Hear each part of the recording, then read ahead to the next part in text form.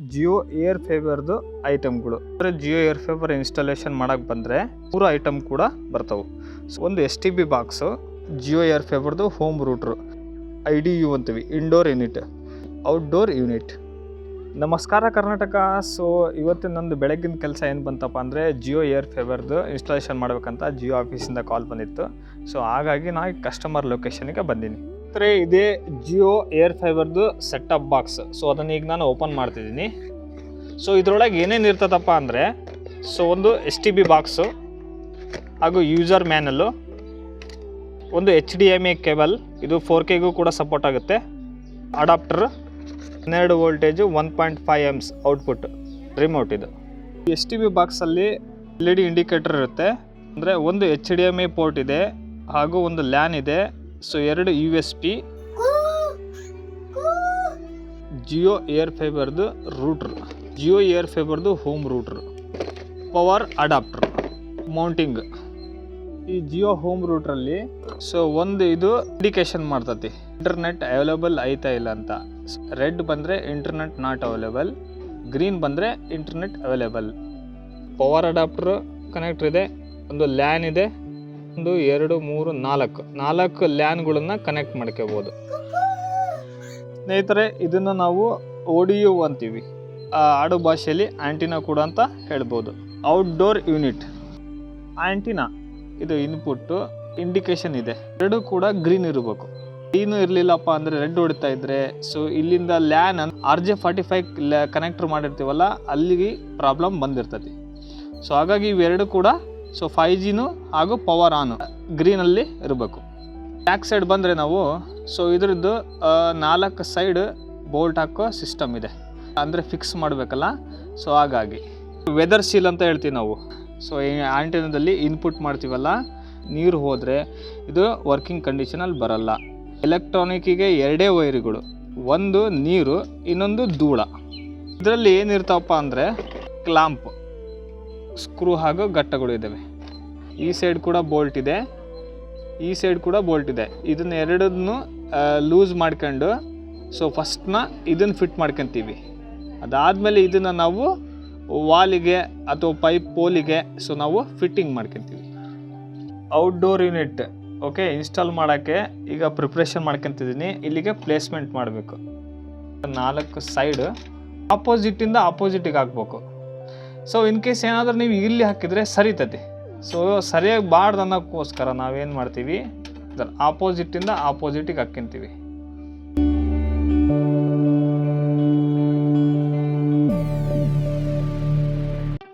ಅದಾದಮೇಲೆ ಇದು ರ್ಯಾಟ್ಚಿಟ್ ಅಂತ ನಮ್ಮ ಕುಮಾರಣ್ಣವರು ನಮಗೆ ಗಿಫ್ಟಾಗಿ ಕೊಡಿಸಿದ್ದು. ಇವಾಗ ಈ ರ್ಯಾಟ್ಚಿಟ್ಟಿಂದ ಇಲ್ಲಿ ಡೈರೆಕ್ಷನ್ ಕೊಟ್ಟಣ ಟೈಟ್ ಮಾಡೋದು ನೋಡ್ರಿ, ಈ ಥರ. ಇದು ಇದ್ರದ್ದು ಸ್ಪೆಷಾಲಿಟಿ ಈ ಟೂಲಿಂದು.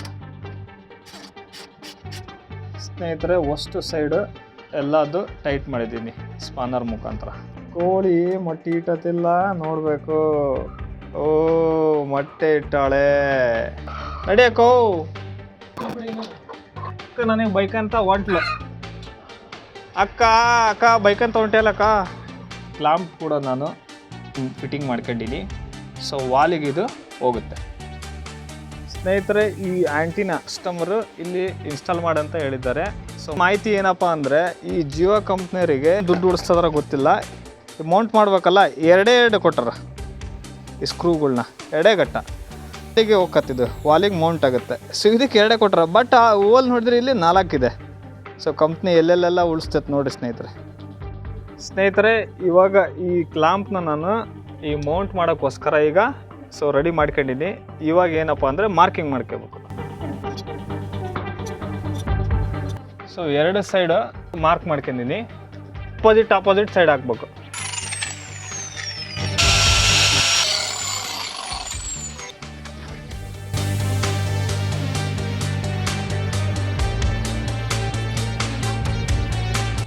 ಸ್ನೇಹಿತರೆ, ಈಗೆಲ್ಲ ನಾನು ಡ್ರಿಲ್ಲಿಂಗ್ ಹೊಡೆದು ಹಾಗೂ ಗಟ್ಟ ಅದಾದಮೇಲೆ ಸ್ಕ್ರೂ ಹಾಕಿ ಕ್ಲಾಂಪ್ನ ಫಿಟ್ ಮಾಡಿದ್ದೀನಿ. ಇವಾಗ ಆಂಟಿನಾನ ಔಟ್ಡೋರ್ ಯೂನಿಟ್ನ ನಾನು ಏನು ಮಾಡಬೇಕು, ಈಗ ಫಿಟ್ಟಿಂಗ್ ಮಾಡಬೇಕು.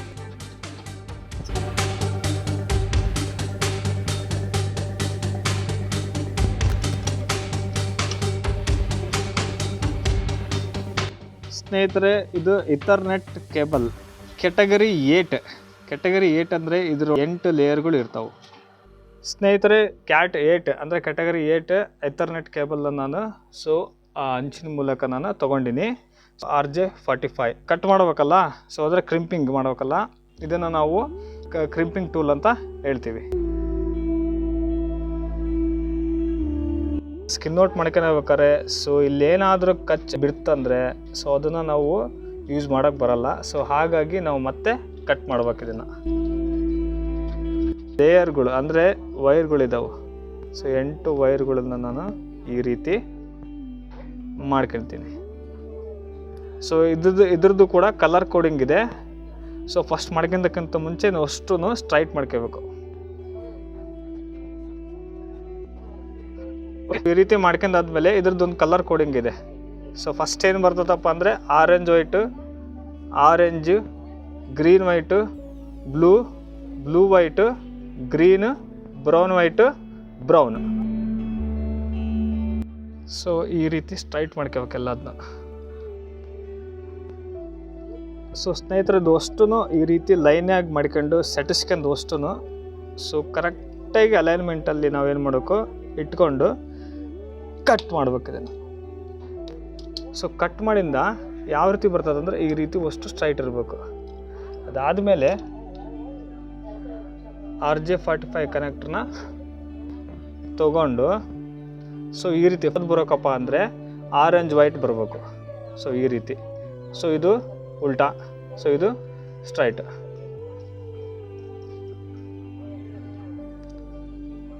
ಈ ರೀತಿ ಬಂದಮೇಲೆ ಈ ರೀತಿ ಪ್ರೆಸ್ ಮಾಡಬೇಕು.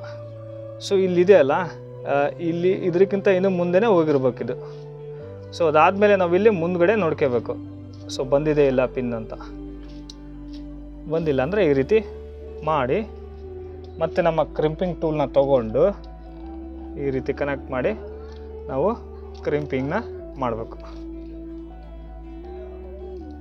ಈಗಿದು ಪರ್ಫೆಕ್ಟಾಗಿ ಕೂತ್ಕೊಂಡಿದೆ. ಸೊ ಒಳಗಡೆ ಹೋಗಿದೆ, ಇಲ್ಲಿ ಕೂಡ ಪಿನ್ ಬಂದಿದೆ. ಸ್ನೇಹಿತರೆ ಇದು weather seal. So outdoor unit ಆಂಟಿನಾಗೆ ಕನೆಕ್ಟ್ ಮಾಡೋಕ್ಕಲ್ಲ, ಈಗ ಕ್ರಿಂಪಿಂಗ್ ಮಾಡಿಬಿಟ್ಟಿವಿ. ಸೊ ಇದ್ರೊಳಗೆ ಹೆಂಗೆ ಹಾಕ್ಬೇಕೀಗ? ಸೊ ಅದನ್ನೇ ಈಗ ಏನು ಮಾಡೋಕ್ಕಂದ್ರೆ ಈ ರೀತಿ ಬಿಚ್ಕೊಂಡಾದ್ಮೇಲೆ ಇದು ಒಳಗಡೆದು ಈ ರೀತಿ ಪ್ರೆಸ್ ಮಾಡಿ ಫಸ್ಟ್ ಇದನ್ನು ಹಾಕ್ಕೋಬೇಕು ಈ ರೀತಿ. ಅದಾದಮೇಲೆ ಸೊ ಇದ್ರೊಳಗಿರ್ತಕ್ಕಂಥದ್ದು ಸೀಲಿಂಗ್ನ ನಾವು ಓಪನ್ ಮಾಡ್ಕೋಬೇಕು. ಅದಾದಮೇಲೆ ಈ ರೀತಿ ವೈರಿಗೆ ನೋಡಿ ಇಲ್ಲಿ ಕಟ್ಟಾಗಿದೆ, ಈ ರೀತಿ ಕನೆಕ್ಟ್ ಮಾಡ್ಕೋಬೇಕು. ಅದಾದಮೇಲೆ ಏನು ಮಾಡಬೇಕು? ಸೊ ಇದನ್ನು ಈ ರೀತಿ ಪ್ರೆಸ್ ಮಾಡ್ಕೊಂಡಾದ್ಮೇಲೆ ಇದನ್ನು ಈ ರೀತಿ ಪ್ರೆಸ್ ಮಾಡಬೇಕು. ಈ ಸೈಡು ಸ್ವಲ್ಪ ಡಯಾಮೀಟರ್ ಜಾಸ್ತಿ ಇದೆ. ಸೊ ಅದನ್ನು ನಾವು ಒಳಗಡೆ ಈ ರೀತಿ ಪ್ರೆಸ್ ಮಾಡಿ ಟೈಟನಿಂಗ್ ಮಾಡಬೇಕು. ಸೊ ಜಿಯೋ ಏರ್ ಫೈಬರ್ದು ಆ್ಯಂಟಿನಾನ ODU ಔಟ್ಡೋರ್ ಯೂನಿಟ್ನ ಸೊ ಇಲ್ಲಿ ಇನ್ಪುಟ್ ಆಗಿ ನಾವು ಹಾಕ್ತಾಯಿದ್ದೀವಿ. ಇದು ಮೇಲ್ಗಡೆದು ಪಿನ್ ಇದಲ್ಲ, ಈ ರೀತಿ ಇಲ್ಲಿ ಸ್ಲಾಟ್ ಇರ್ತದೆ. ಆ ಸ್ಲಾಟಿಗೆ ಏನು ಮಾಡ್ತಾಯಿದ್ದೀನಿ, ಹಾಕ್ತಾಯಿದ್ದೀನಿ. ಸೊ ಈ ರೀತಿ ಕಟ್ ಅನ್ನಂಗೆ ಸೌಂಡ್ ಬರೋಕದು, ಅದು ಆದರೆ ಪರ್ಫೆಕ್ಟ್ ಕೆಲಸ.